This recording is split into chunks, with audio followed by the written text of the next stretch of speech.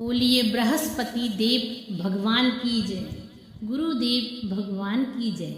आज मैं गुरुवार यानी कि बृहस्पतिवार व्रत कथा सुनाने जा रही हूँ। भगवान बृहस्पति देव की पूजा अर्चना के लिए बृहस्पतिवार को व्रत रखकर बृहस्पतिवार की व्रत कथा को पढ़ने अथवा किसी दूसरे स्त्री पुरुष द्वारा सुनने की प्राचीन परंपरा रही है। बृहस्पतिवार को व्रत रखने और व्रत कथा सुनने से स्त्री पुरुषों की सभी मनोकामनाएं पूरी होती हैं। इस व्रत से धन संपत्ति की प्राप्ति होती है, निसंतानों को पुत्र प्राप्ति होती है, परिवार में सुख शांति बनी रहती है तथा सभी आनंद पूर्वक रहते हैं। बृहस्पतिवार को सूर्योदय से पहले उठकर स्नान आदि से निवृत्त होकर भगवान बृहस्पति देव का स्मरण करते हुए व्रत रखना चाहिए। व्रत रखने वाले को घर के किसी कक्ष में छोटा अथवा बड़ा पूजा स्थल बनाकर उसमें भगवान बृहस्पति देव की प्रतिमा की स्थापना करनी चाहिए। घर के समीप किसी मंदिर में जाकर भी भगवान बृहस्पति देव की पूजा की जा सकती है। भगवान बृहस्पति देव पीले रंग के पुष्प और पूजा की पीले रंग की सामग्री को विशेष रूप से पसंद करते हैं, इसलिए स्नान के बाद पीले रंग के वस्त्र धारण करने का विशेष महत्व बताया गया है। पीले रंग के पुष्प, केले और पीले चंदन से भगवान बृहस्पति देव की पूजा का विधान है। बृहस्पतिवार के व्रत में पूजन करने वाले को पूरे दिन में एक ही समय भोजन करना चाहिए। भोजन में चने की दाल, बेसन और दूसरे पीले रंग के खाद्य पदार्थों का ही सेवन करना चाहिए। व्रत रखने वाले पुरुष बृहस्पतिवार को दाढ़ी व सिर के बाल न कटाएं। पूजा के समय भगवान बृहस्पति देव से जो मनोकामना प्रकट की जाती है वे उस मनोकामना को पूरी करते हैं।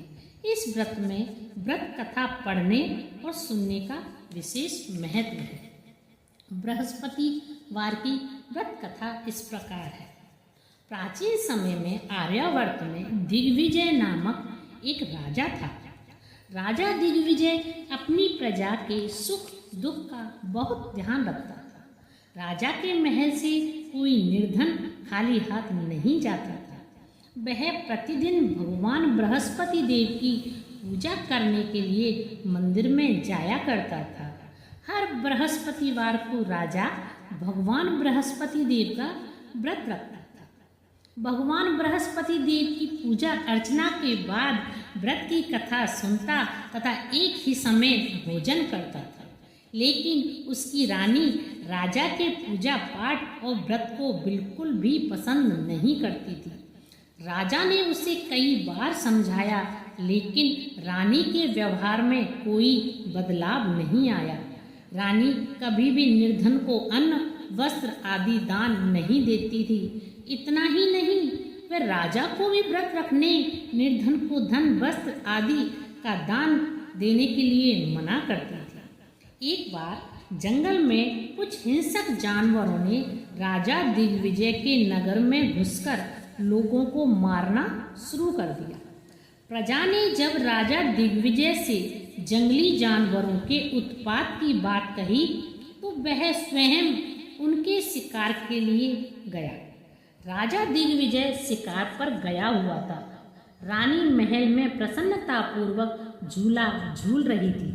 उस दिन भगवान बृहस्पति अपना रूप परिवर्तित करके निर्धन भिक्षुक के रूप में महल के द्वार पर पहुँचे।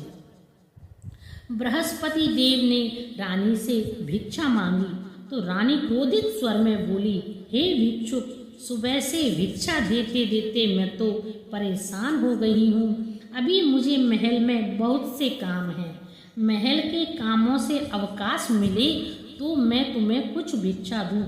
भगवान बृहस्पति देव ने कहा, हे देवी, भिक्षा देने से भला कितना समय लगता है? तुम भिक्षा देकर भी तो महल के कामों को पूरा कर सकती हो। भिक्षुक के वचन सुनकर रानी ने क्रोधित स्वर में कहा, लोगों को दान देने के लिए तो मेरे पति ही बहुत हैं। वे हर समय भिक्षुकों को अन्न, वस्त्र आदि, धन आदि दान देते रहते हैं। उनके इस तरह दान देने से मैं तो बहुत तंग आ चुकी हूँ।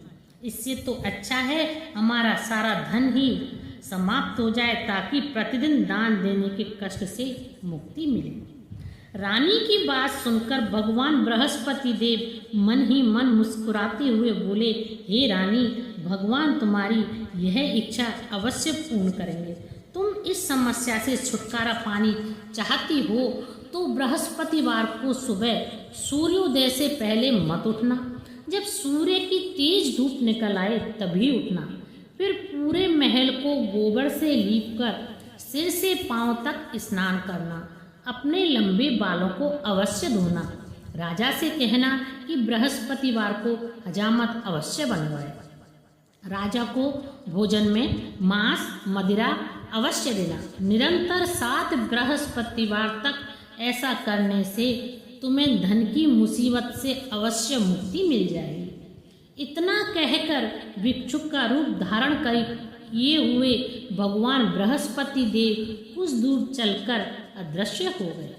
रानी अपने पति की दान देने की आदत से ऐसे ही बहुत परेशान हो चुकी थी, इसलिए कुछ सोचकर उसने परेशानी से छुटकारा पाने के लिए भिक्षुक की बताई बातों का पालन करने का निश्चय किया। राजा ने रानी को ऐसा ना करने के लिए कहा, लेकिन रानी अपनी जिद पर अड़ी रही। उसने राजा को धमकी दी, यदि तुम मेरे कथनानुसार काम नहीं करोगे तो मैं महल छोड़कर चली जाऊंगी।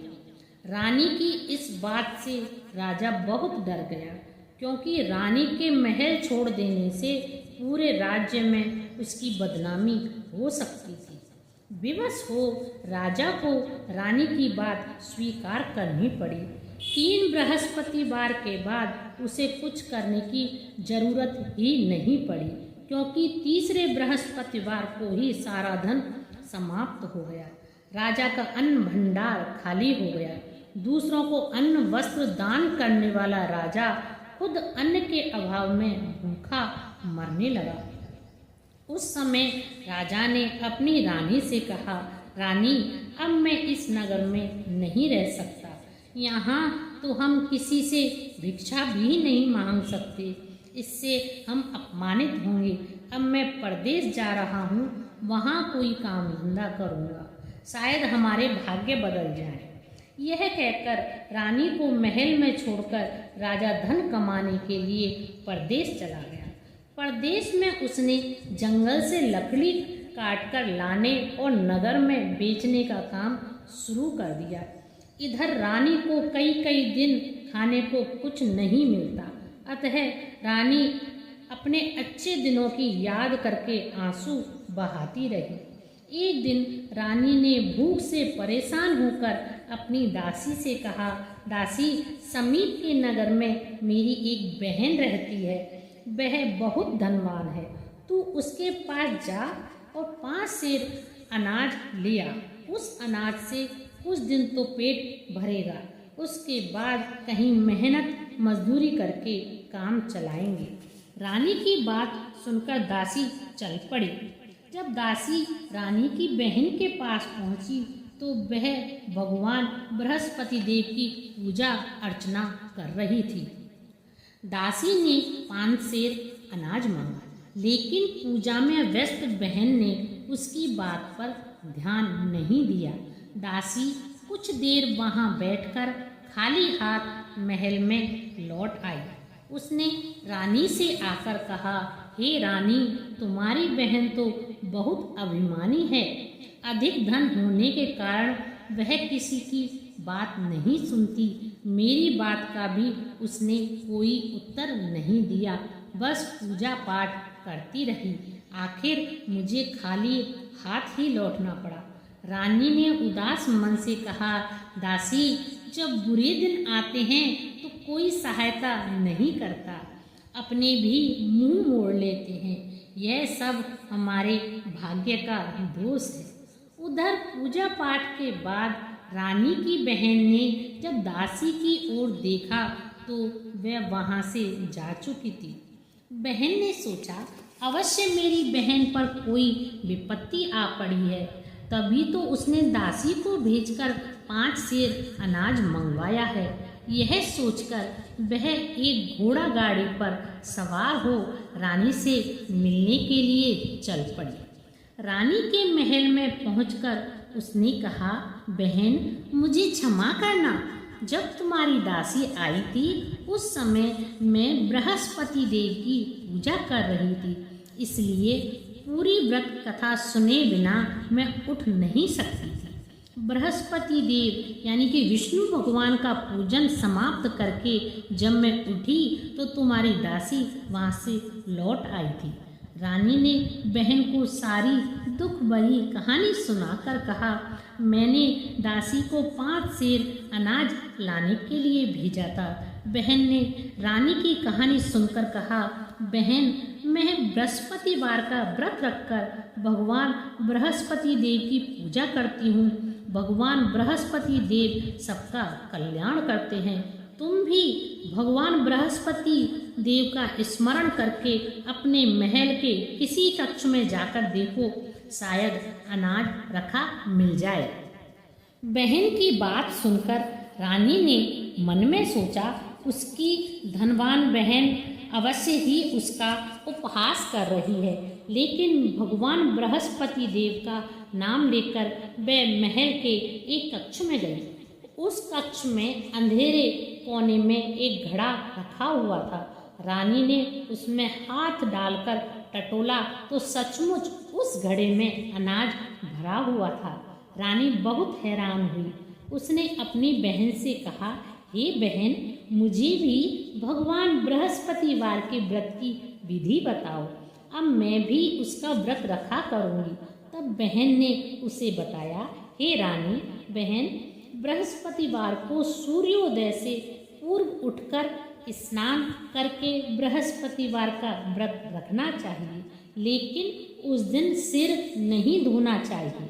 चने की दाल, मुनक्का या किशमिश लेकर केले के वृक्ष के पास जाकर उसकी जड़ में भगवान बृहस्पति देव की पूजा करनी चाहिए। घी का दीपक जलाकर रखना चाहिए। उस दिन एक समय ही भोजन करें और भोजन में चने का आटा और पीले खाद्य पदार्थ ही ग्रहण करें। बृहस्पतिवार का व्रत रखने से घर में धन्य धान्य की वृद्धि होती है, अनाज से भंडार भर जाते हैं। इस व्रत के विधिवत करने से निसंतान को संतान की प्राप्ति होती है।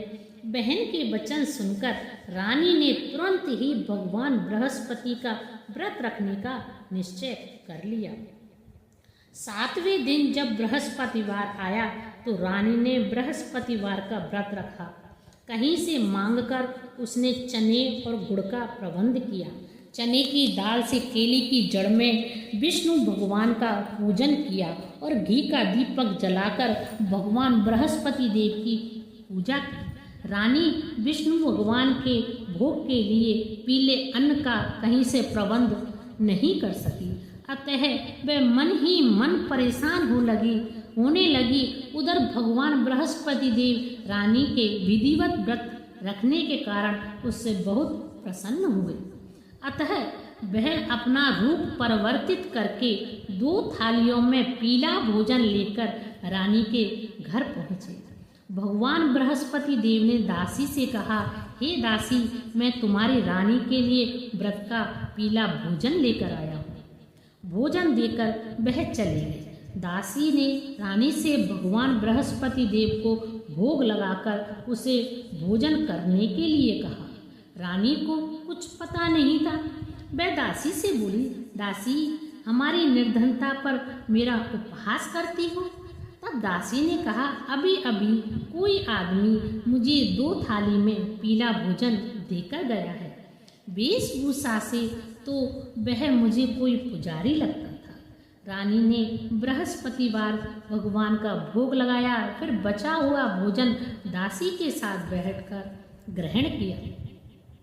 रानी प्रत्येक बृहस्पतिवार को विधिवत व्रत रखकर बृहस्पति देव की पूजा करने लगी। रानी के व्रत रखने से भगवान बृहस्पति देव बहुत प्रसन्न हुए। रानी के महल में धन की वर्षा होने लगी। कुछ ही दिनों में रानी के पास पुनः काफ़ी धन एकत्रित हो गया। उसके अन्न के भंडार भी भर गए। इतना सब कुछ होने से रानी पुनः पहले की तरह आलसी और अभिमानी हो गई। एक दिन रानी ने किसी भिक्षुक को आलस्य के कारण खाली हाथ लौटा दिया तो दासी ने कहा, हे रानी, आप फिर पहले की तरह धन संपत्ति पाकर आलसी हो गई हो। निर्धन को अपने द्वार से खाली हाथ लौटाना अच्छा नहीं होता है।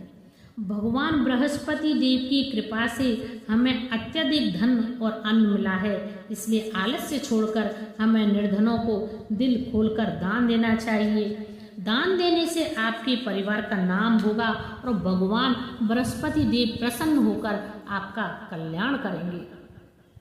दासी की बात सुनकर रानी ने निर्धनों को फिर से दान देना शुरू कर दिया। कई निर्धन ब्राह्मणों को धन देकर उनकी कन्याओं के विवाह में सहायता की। रानी की सब जगह प्रशंसा होने लगी। धन संपत्ति मिलने के बाद रानी को राजा की याद सताने लगी। रानी ने एक दिन दासी से कहा, दासी, पता नहीं राजा परदेश में किस हाल में होंगे, मुझे अब उनका पता लगाना चाहिए। रानी ने पूजा के समय भगवान बृहस्पति देव से प्रार्थना की कि उसके पति को जल्द ही घर लौटने का स्मरण कराए। उसी रात भगवान बृहस्पति देव परदेश में रह रहे राजा दिग्विजय के स्वप्न में आकर बोले, हे राजन, तुम अपने नगर को लौट जाओ, तुम्हारी रानी तुम्हें बहुत याद कर रही है। राजा सुबह उठकर लकड़ियां काटकर लाने के लिए जंगल की ओर चल पड़ा। जंगल से गुजरते हुए वह सोचने लगा कि रानी की गलती से उसे कितने दुख भोगने पड़े हैं। राजपाट छोड़कर परदेश में आकर रहना पड़ा।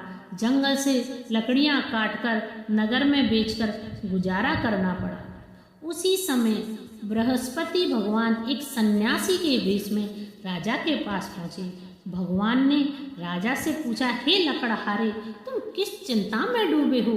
राजा ने दुखी मन से अपनी सारी बात उस सन्यासी को बताई।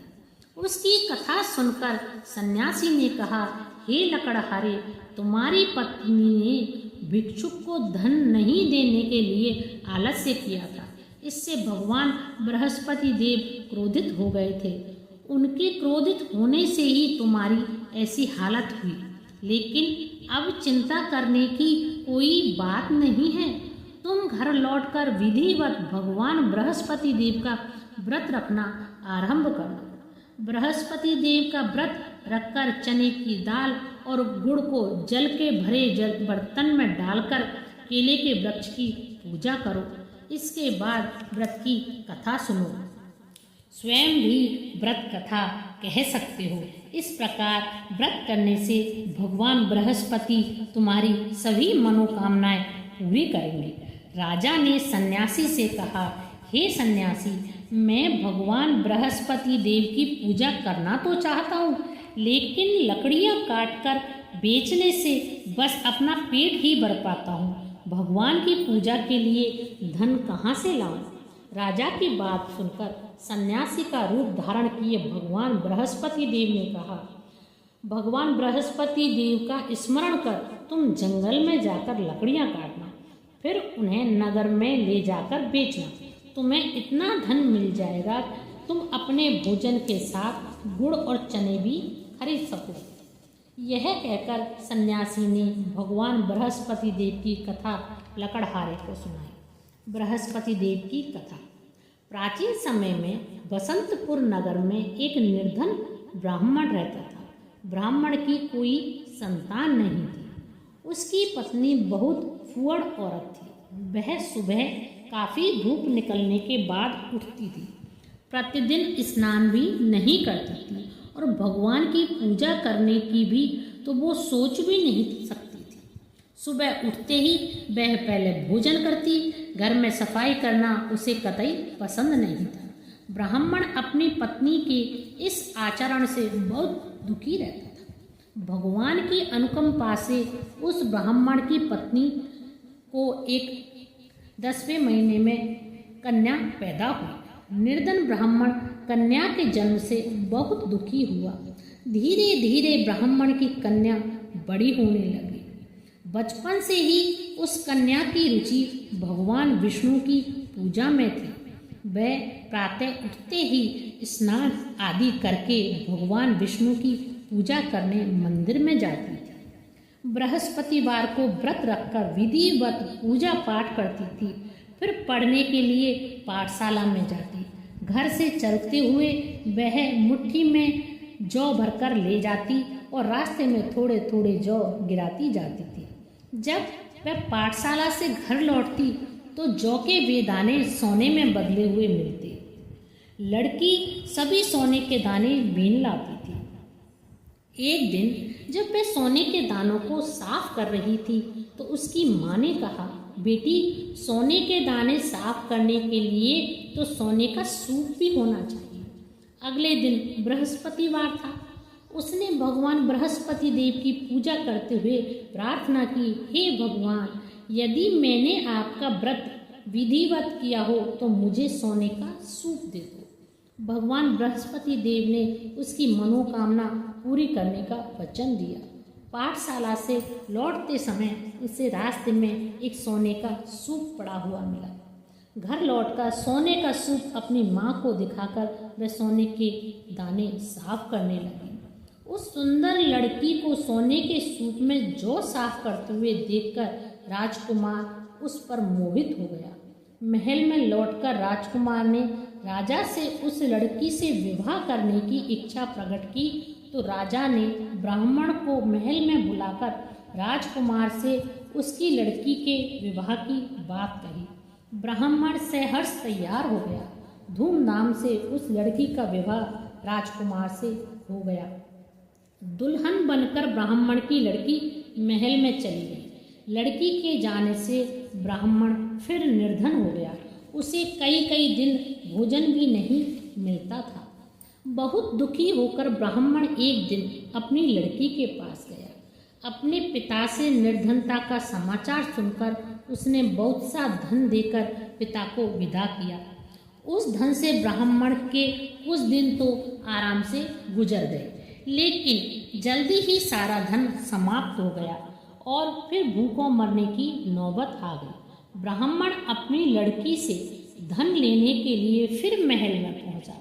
लड़की ने पिता की बुरी हालत देखकर कहा, पिताजी, आप कब तक मुझसे धन लेकर जीवन यापन करेंगे? आप कोई ऐसा उपाय क्यों नहीं करते जिससे आपका घर भी धन संपत्ति से भर जाए? ब्राह्मण ने कहा, मैंने तेरी माँ को बहुत समझाया पर उसकी समझ में कुछ भी नहीं आता। उसका फुहड़पन नष्ट हो तो घर की निर्धनता भी दूर हो जाए। तब कुछ सोचकर लड़की ने अपने पिता से कहा, पिताजी, आप कुछ दिनों के लिए माँ को मेरे पास छोड़ जाओ। ब्राह्मण अपनी पत्नी को लड़की के पास महल में छोड़ आया। लड़की ने अपनी माँ से कहा, माँ, तुम प्रातःकाल उठकर स्नान आदि करके भगवान बृहस्पति देव की पूजा अवश्य करना। पूजा करने से तुम्हारी निर्धनता अवश्य दूर हो जाएगी। लेकिन माँ ने उसकी कोई बात नहीं मानी। तब क्रोधित होकर लड़की ने अपनी माँ को एक कमरे में बंद कर दिया। सूर्योदय के समय माँ को उठाकर जबरदस्ती उसे स्नान कराया। फिर मंदिर में ले जाकर भगवान बृहस्पति देव की पूजा कराई। कुछ दिनों तक ऐसा करने से उस लड़की की माँ की बुद्धि में परिवर्तन हुआ। वह स्वयं बृहस्पतिवार का व्रत रखने लगी। उस व्रत रखने से ब्राह्मण के घर में भगवान विष्णु की अनुकंपा से धन की वर्षा होने लगी। दोनों पति पत्नी धन्य धान्य पाकर आनंद पूर्वक जीवन यापन करते हुए विष्णु धाम को चले गए। लकड़हारा बने राजा ने सन्यासी से भगवान बृहस्पति देव की यह कथा सुनकर बृहस्पतिवार का व्रत रखकर भगवान विष्णु की पूजा की। उस दिन से उसके सभी कलेश दूर हुए। लेकिन अगले बृहस्पतिवार को कामकाज की अधिकता के कारण उसने भगवान बृहस्पति देव का व्रत नहीं रखा। भगवान बृहस्पति देव इससे उस लकड़हारे बने राजा दिग्विजय पर बहुत क्रोधित हुए। उसे इस भूल की सजा दी। उस दिन राजा के नगर में घोषणा करके सबको सूचित किया कि प्रत्येक नागरिक मेरे महल में भोजन करने आए और जो नहीं आएगा उसे भारी दंड दिया जाएगा।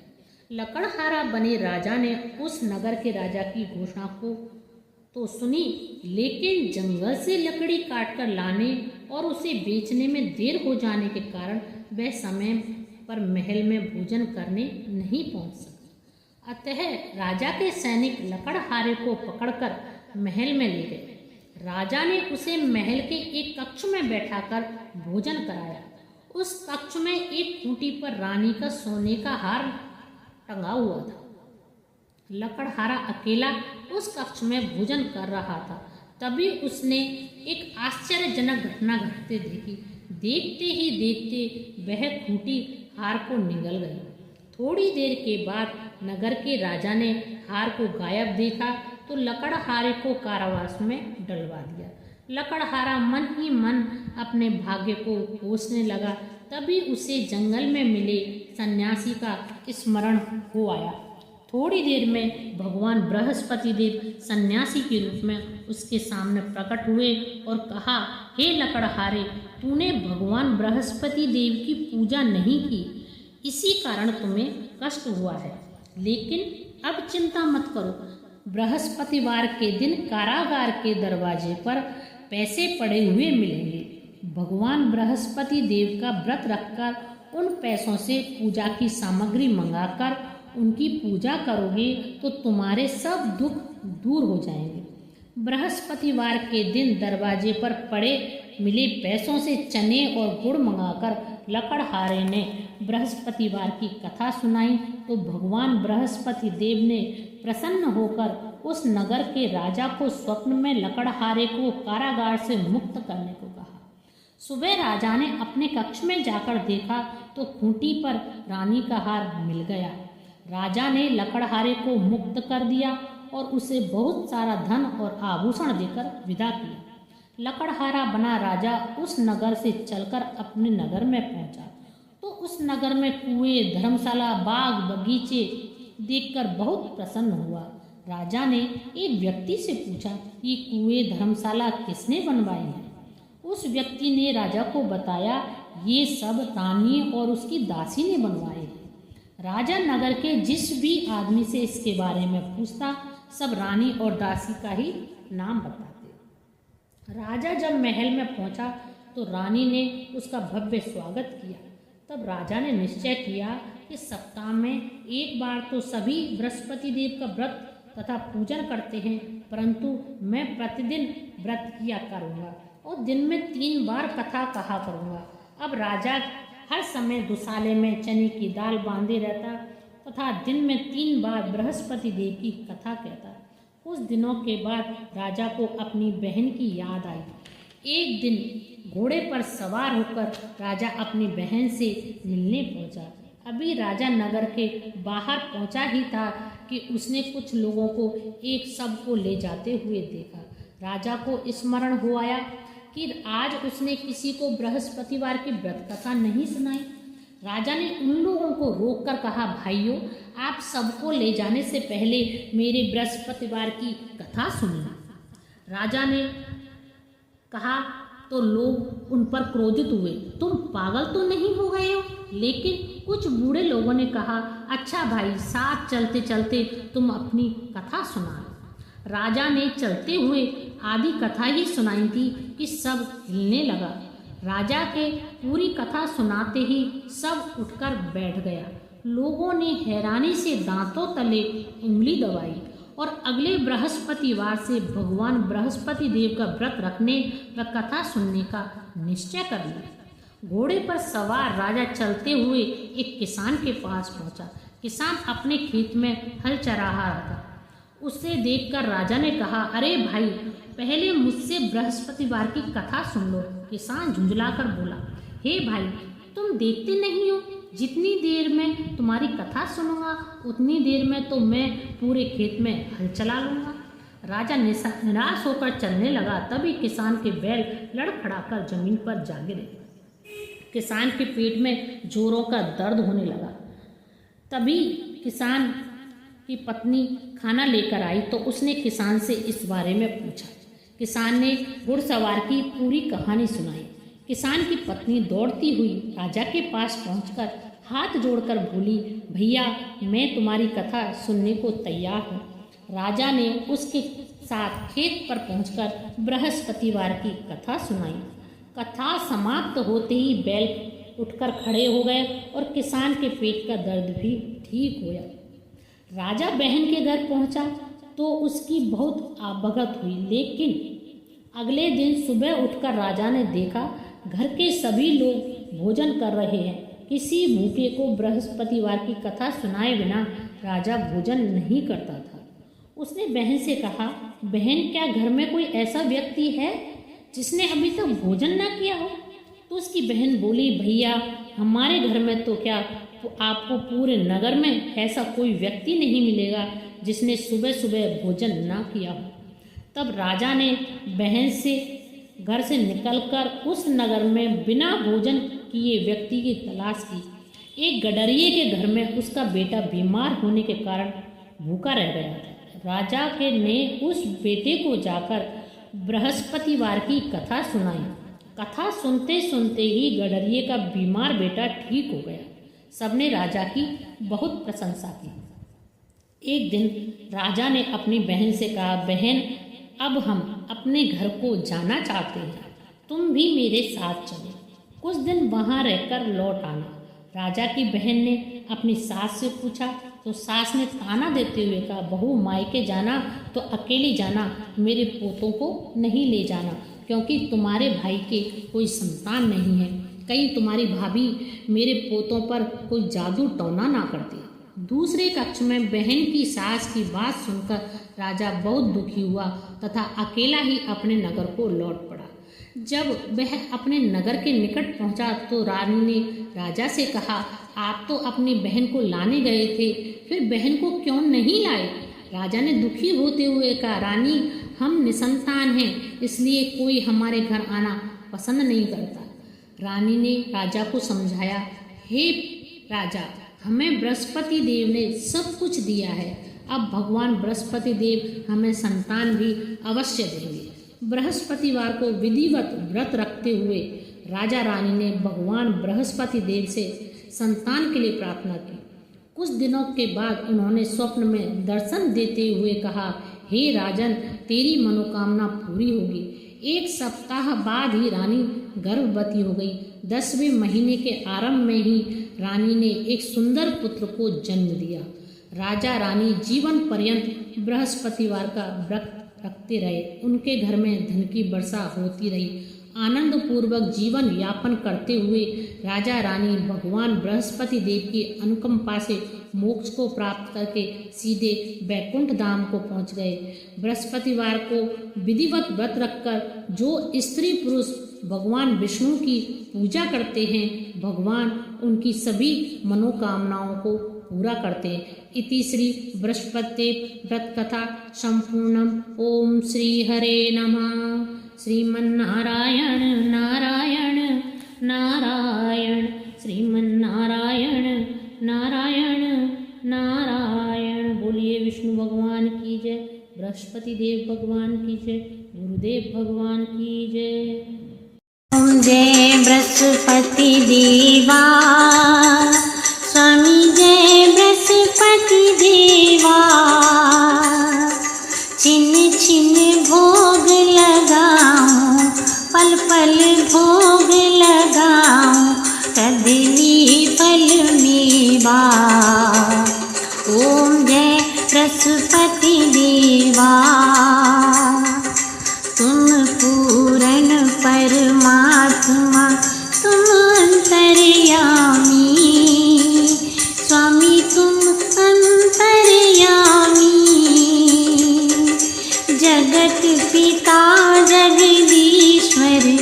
जगत पिता जगदीश्वर तुम सबके स्वामी। ओम जय बृहस्पति देवा। चरणामृत निज निर्मल सब पातक हरता। स्वामी सब पातक हरता। सकल मनोरथ दायक सकल मनोरथ दायक कृपा करो भरता। ओम जय बृहस्पति देवा। तन मन धन अर्पण कर जो जन शरण पड़े। प्रभु जो जन शरण पड़े। प्रभु प्रकट तब होकर प्रभु प्रकट तब होकर आकर द्वार खड़े। ओम जय बृहस्पति देवा। दीन दयाल दयानिधि भक्तन हितकारी। प्रभु भक्तन हितकारी। पाप दोष सब हरता पाप दोष सब हरता भव बंधन हारी। ओम जय बृहस्पति देवा। सकल मनोरथ दायक सब संशय तारो। स्वामी सब संशय तारो। विषय विकार मिटाओ विषय विकार मिटाओ संतन सुखकारी। ओम जय बृहस्पति देवा। जो कोई आरती तेरी प्रेम सहित गावे। स्वामी भाव सहित गावे। जेठानंद आनंद कर जेठानंद आनंद कर सुनिश्चय पावे। ओम जय बृहस्पति देवा। ओम जय बृहस्पति देवा। स्वामी जय बृहस्पति देवा। छिन छिन भोग लगाऊं कदली भोग लगाऊं कदली फल मेवा। ओम जय बृहस्पति देवा।